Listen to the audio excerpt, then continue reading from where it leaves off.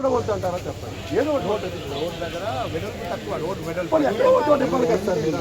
ఎక్కడో ఒక చోట అనేది ఇబ్బందికి వస్తారు. డిపిఆర్తో మాట్లాడండి. డిపిఆర్ గవర్నమెంట్ కాదు కదా సార్, ఇది ప్రైవేట్. ఇప్పుడు పార్టీ కార్యక్రమం, ఇది ప్రతిపక్ష నేత. గవర్నమెంట్ అయితే డిపిఆర్ సీఎం అయితే సీఎం కాదు. ఎక్కడో ప్రతిపక్ష నేత కాదు. సరే ఇప్పుడు ఎమ్మెల్యే గారైనా పొద్దు వచ్చారు కదా, ఒక ఎమ్మెల్యేకి మీరు ఎంతమంది వచ్చారంటే దాని అర్థం ఏంటి? అది కాదు, నేను ఒకటే చెప్తున్నా, కలెక్టర్ గారితో మాట్లాడండి. సార్ కలెక్టర్ కాదు సార్, ఒక ఎమ్మెల్యే గారు మాట్లాడతారు, కొన్ని ఇవ్వండి. నాతో ఆర్గ్యుమెంట్ పెట్టకండి. కొన్ని ఎక్కడో వచ్చారు అని కాదు సార్. మీరేమంటారంటే అది ప్రతిపక్ష నాయకుడు కాదు, ఎమ్మెల్యే చెప్పాను ప్రతిపక్ష నేత, అది కరెక్ట్ కాదు అని చెప్పాను. ఎమ్మెల్యే గారు ఏం నిరసన ఏముంటుంది? ఆయన డిగ్నిటీకి వదిలేస్తున్నాం మేము. ఆయన సీనియర్ ఐపీఎస్ ఆఫీసరు, ఆయన ఒక డిగ్నిటీ మెయింటైన్ చేస్తాడు. దేశంలో అత్యున్నతమైనటువంటి సర్వీసెస్లో ఐఏఎస్ తర్వాత ఐపీఎస్ పెద్దది. సో వారికంటూ ఒక గౌరవం ఉంటుంది. ఆ గౌరవాన్ని నిలబెట్టుకునేటువంటి ప్రయత్నం చేయాలి తప్ప రాజకీయంగా ఏదైనా ఒక మాట అంటే ఇది ఎప్పటికీ ఆయన రికార్డులో ఉండిపోద్ది కదా. బాగ్చి అనేటువంటి ఒక సిపిగా ఉన్నప్పుడు పొలిటికల్గా ఇటువంటి స్టేట్మెంట్ ఇచ్చాడు అనేటువంటిది ఇంక చరిత్రలో ఉండిపోద్ది.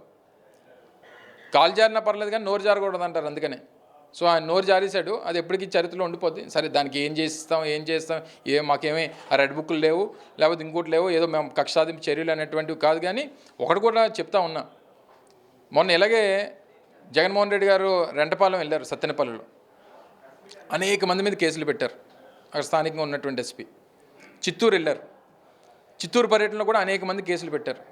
వాళ్ళిద్దరు ఎస్పీలు ఎక్కడున్నారు అడగండి ఒకసారి. ఇప్పుడు మన ఈ గవర్నమెంట్లోనే ఆ ఇద్దరు ఎస్పీలు పోస్టింగ్లో ఉన్నాయేమో అడగండి. ఎక్కువ తాపత్రయపడిపోయినా ఇలాగే ఉంటుంది. సో ఎప్పుడు కూడా సిస్టంలో ఏది ఉందో అది చేయాలి తప్ప ఏదో ఒకరు కొమ్ము కాసేస్తే వాళ్ళకి ఎలా ఉంటుందని అంటే వాడుకొని వదిలేసేటువంటి రకం రెండోది చంద్రబాబు నాయుడు.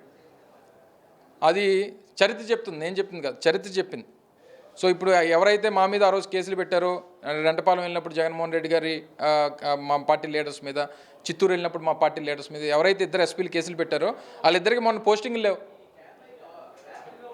సో ఇవన్నీ కూడా చంద్రబాబు నాయుడు అంత వాడుకొని వదిలేసేటువంటి రకం ఈ దేశంలో అటువంటి నాయకుడు ఇంకోటి ఉండడం అనేటువంటిది నా తాలూకు వ్యక్తిగతమైనటువంటి అభిప్రాయం. సో ఇవన్నీ గమనించి వారు మాట్లాడితే బాగుంటుంది అనేటువంటిది నా సలహా.